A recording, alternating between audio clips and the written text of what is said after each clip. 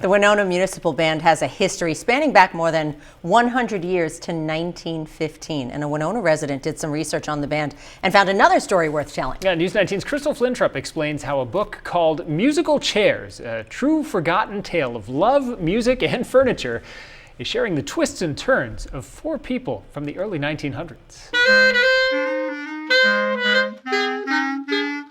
The Winona Municipal Band faced difficult times in their early years, and due to a lack of financial backing, they feared their future was limited. In 1920, that changed when Orville Reese was selected to be the band's third director. And he was looking for a place to go to direct bands. That was his passion. Both Frank and his wife Ruth were members of the Winona Municipal Band until this last season. Ruth was researching its history for the centennial celebration, but it was actually the earlier events involving Orville and the young gold medal pianist Babette that really fascinated Ruth. Babette is now married to Orville, and Orville has an idea. He thinks that he could create with Betty a classy vaudeville act. Vaudeville acts were not known for their class. They were pretty slapstick and pretty silly. For this act, Babette, who was also called Betty, learned to play the saxophone, while Orville played the aluminum harp. And eventually, Babette's younger sister Frida was looking to join the spotlight. They said, "You have to learn to play saxophone." And she said, "I will."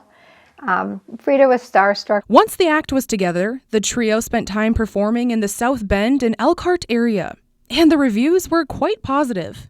At one of those performances, a young man is doing some singing in between the acts, and, well, he was a young, handsome dude, and Frida and he fell madly in love. On Monday they met. On Thursday they were married. From there on out, the vaudeville act was a quartet.